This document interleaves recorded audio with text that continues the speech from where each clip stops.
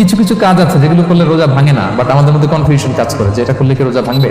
এক নম্বরে হচ্ছে ইচ্ছা করে যদি আপনি খান, ইচ্ছা করে খাইতে হবে, বুঝছেন?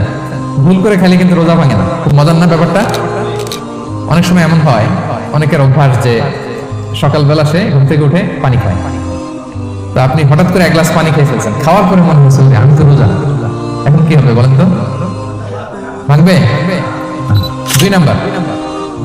দুই নাম্বার হচ্ছে, এটা বিবাহিতদের জন্য, যেহেতু মোস্ট অফ দ্য অডিয়েন্স আর 18+, কোনো অসুবিধা নাই। আর ইসলামে কথাগুলো আসলে বাঁচতে হলে জানতে হবে। সেটা হচ্ছে, আমরা শুনেছি যে বিবাহিতরা ফিজিক্যাল ইন্টারকোর্স যদি করে, দেহ থেকে সিমেন আউট হলে রোজা ভেঙে যায়, কিন্তু স্বাভাবিক মেলামেশার সাথে রোজা ভাঙে না। কিস করা, হাগ করা হাজবেন্ড ওয়াইফের মধ্যে, এই যে সখ্যতা, এই ব্যাপারগুলো যদি দিনের বেলায় ঘটে, এতে রোজা ভাঙে না।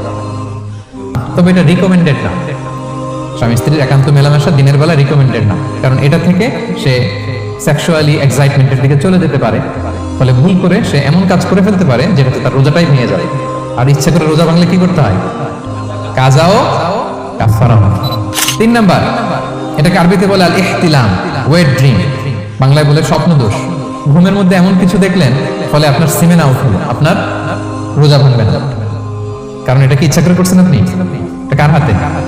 আল্লাহ। এতে রোজা ভাঙে না, শুধু আপনি ঘুম থেকে উঠে ফরজ গোসলটা করে নিলেই। 4 নাম্বার হচ্ছে ব্লাড টেস্ট। অনেকে বলে হুজুর ব্লাড টেস্ট করা যাবে কিনা? রমাদানে ব্লাড টেস্ট করা যাবে। ব্লাড টেস্ট করলে রোজা ভাঙে না। এটা খুবই জরুরি একটা মাসালা, প্রায় আমাকে লাগে।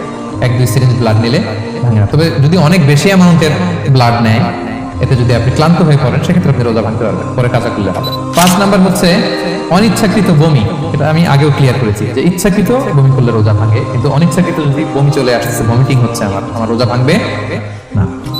6 নম্বরে নোজ ব্লিডিং, নাক দিয়ে অনেকে রক্ত পড়ে না, নাক দিয়ে রক্ত ঝরলে মানুষের রোজা ভাঙে, আনলেস যদি অনেক বেশি অ্যামাউন্টের হয়, আপনি ক্লান্ত হয়ে পড়েন, তখন আপনি রোজা ভাঙতে পারবেন।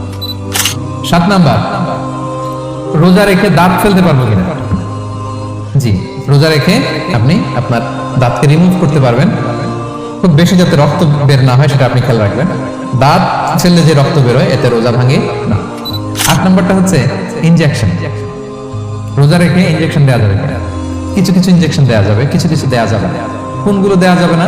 Food supplementary injection, nutrition value আছে এরকম injection, energetic injection, energy boost up করে এরকম ইনজেকশন দিলে রোজা ভেঙে যায়, এগুলো দেওয়া যাবে না।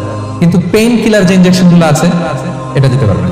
পেইন কিলার ইনজেকশন দিতে পারবেন, অ্যান্টিবায়োটিক ইনজেকশন দিতে পারবেন, অ্যানেস্থেটিক ইনজেকশন দিতে পারবেন, এই জাতীয় মেডিকেশন ইনজেকশনগুলো দিতে পারবেন।